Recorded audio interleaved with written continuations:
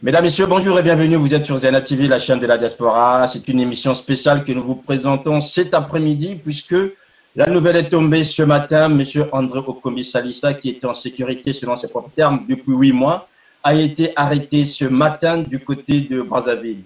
Ligne directe avec l'une des personnes qui représente ici à Paris Okombi Salissa. Il s'agit de monsieur Guy Mafimba. Guy Mafimba, bonjour. Bonjour, monsieur Sirabou Makosso.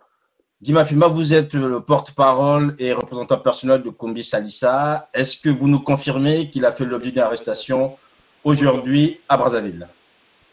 Oui, mais malheureusement, je tiens à confirmer ce que j'appellerais beaucoup plus l'enlèvement et l'arrestation actuellement depuis 4 heures du matin du président André Okombi Salissa, ancien candidat à la présidentielle et surtout député du Parlement congolais. Alors, Guy Mafimba, André Okombi Salissa était en sécurité, comme le disait lui-même lors de sa dernière interview à RFI. Aujourd'hui, savez-vous dans quelles circonstances a-t-il été arrêté? Bon, on ne peut pas avoir des détails sur les circonstances actuellement. Tout est-il que lorsque M. Okombi Salissa dit qu'il est en sécurité, vous savez, il est à Brazzaville, hein, il est en sécurité à Brazzaville parce qu'il s'est rendu compte que il y avait une menace sur sa personne physique, donc il s'était mis en sécurité. Maintenant, sur des circonstances, on aura un peu plus de détails plus tard. Tout est-il que nous savons que M. Sassou Nguesso avait fait venir des experts israéliens qui ont dû, bien entendu, contribuer à ce qu'on puisse localiser M. André Kombi Salissa et qu'on le mette en état d'arrestation de manière tout à fait arbitraire. Alors, une arrestation arbitraire, nous savons aussi que l'un de ses proches, notamment son frère cadet, est décédé il y a quelques jours, Guy Mafimba. Est-ce que cela aurait un lien par rapport à cette situation que nous vivons aujourd'hui? Mais lorsque j'écoute ou je vois le silence de Brazzaville, ça prouve bien entendu que eux-mêmes ils sont dans l'embarras, d'autant plus que pour arrêter ou pour interpeller une personnalité qui est députée, il faut lever Son immunité parlementaire. son immunité parlementaire. Or, lorsqu'il y a eu ce simulacre de détention d'armes prononcé par M. Okonga Kala, il vous reviendrait que M. Okonga Kala, sans respecter ne serait-ce qu'une seule forme juridique réglementaire, a sollicité la levée de son immunité parlementaire. Cette immunité a été rejetée pour des questions de forme au niveau de l'Assemblée nationale du Congo-Brazzaville. De un. De deux, le témoin à charge, soi-disant, qui aurait été pris avec les armes de M. André Okombi Salissa, son jeune frère, Roland Ngambou, n'est plus de ce monde. Il a subi des tortures, il est décédé. Donc aujourd'hui, la question qui se pose, c'est, évidemment, il y a à la fois un vide juridique, les motivations du pouvoir de Brazzaville, on ne les connaît pas, mais tout est-il que la conclusion qui nous arrive déjà à l'esprit dès aujourd'hui, c'est de se dire que le seul crime de M. André Okombi Salissa, c'est d'avoir dit non au hold-up électoral de M. Sassou Nguesso, raison pour laquelle il a été traqué, il a été filé, et aujourd'hui, ils ont procédé à son enlèvement et à son arrestation. Guy Mafimba, quelles sont aujourd'hui les démarches que vous pouvez faire pour que cette situation en fait trouve une solution rapidement, vu le statut parlementaire d'André Okombi Salissa que vous avez évoqué? Déjà, je tiens à vous signaler que nous avons déjà, la première chose que nous avons eu à faire, c'est de faire en sorte que la situation soit rendue publique, parce que nous craignons que M. Okombi Salissa soit abattu, parce qu'on connaît un peu les méthodes de Brazzaville. C'est ce que nous avons eu à faire. Aujourd'hui, tout le monde entier sait que M. Okombi Salissa a été pris et qu'il n'a pas résisté à quoi que ce soit. Il est aujourd'hui à la DGST. Ça, c'est connu. Deuxième levier que nous avons activé, ce sont les leviers diplomatiques. Nous avons déjà sollicité le concours des chancelleries étrangères au Congo-Brazzaville pour qu'ils regardent cette situation où nous sommes bien évidemment dans une situation de dictature où on peut enlever, arrêter un député sans que personne ne dise quoi que ce soit. Nous avons aussi activé en troisième lieu les ONG. Le CDH déjà a fait un communiqué pour s'enquêter là-dessus. Et c'est ce qui se passe au niveau des ONG africaines et internationales. Et enfin, nous avons saisi son avocat à Brazzaville. Nous allons saisir l'avocat de M.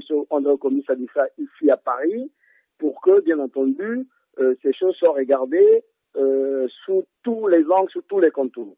Et enfin, nous allons animer une conférence de presse dans les jours qui viennent. Je crois que si ce n'est pas demain, ça sera jeudi au plus tard, pour donner un certain nombre de détails sur la situation de M. André Okomi Salissa et la situation du Congo-Brazzaville en général. Et enfin, je terminerai sur le fait qu'au moment où je vous parle, nous avons des Congolais, des compatriotes, des démocrates qui se sont réunis de manière spontanée, devant le Quai d'Orsay, au ministère des Affaires étrangères françaises, pour interpeller les autorités françaises de drame qui est en train de se passer dans notre pays, avec l'arrestation et avec tout ce qui se passe depuis pratiquement plus d'une année dans notre pays. Guy Mafimba, André Okomi Salissa a-t-il été arrêté seul ou était-il accompagné des gens qui étaient autour de lui? Selon les informations que j'ai eues depuis ce matin, M. André Okomi Salissa a été arrêté avec à ses côtés son aide de camp, Évariste Ngatié, et son chauffeur. Et là encore, nous sommes en train de recouper.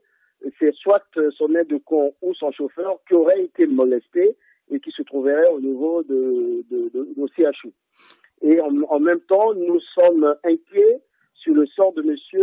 Nicolas Kosaloba, qui est le coordonnateur de la CADD, et on n'a pas de nouvelles.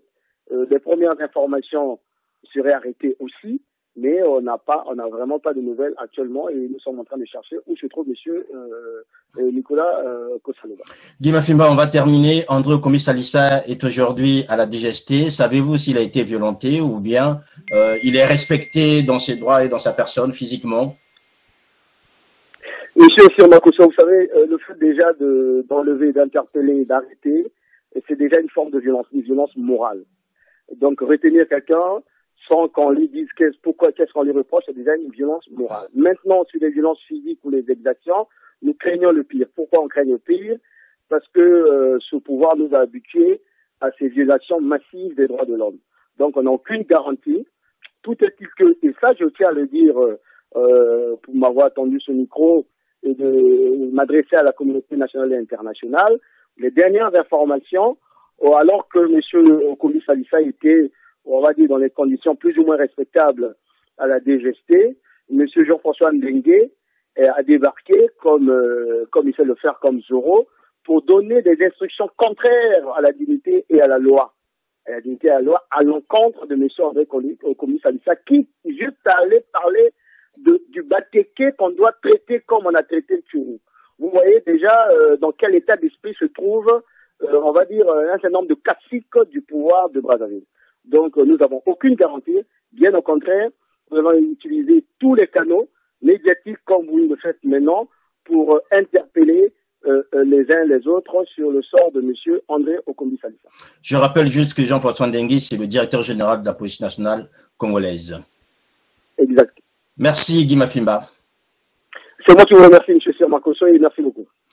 Voilà, mesdames, messieurs, vous avez suivi cet entretien spécial avec Guy Mafimba, représentant personnel et porte-parole de M. André Okomi Salissa, qui a été arrêté ce matin à Brazzaville, et il fait l'objet d'une procédure judiciaire ouverte par la justice congolaise pour détention d'armes, puisqu'on a vu le procureur de Brazzaville, M. Okonga Kala, exhiber un arsenal qui aurait été trouvé au domicile de M. André Okomi Salissa il y a quelques mois. Encore merci d'avoir suivi Zana TV. Portez-vous bien et nous continuerons à vous informer sur cette situation concernant l'arrestation de M. André Okomi Salissa, président de la CADD.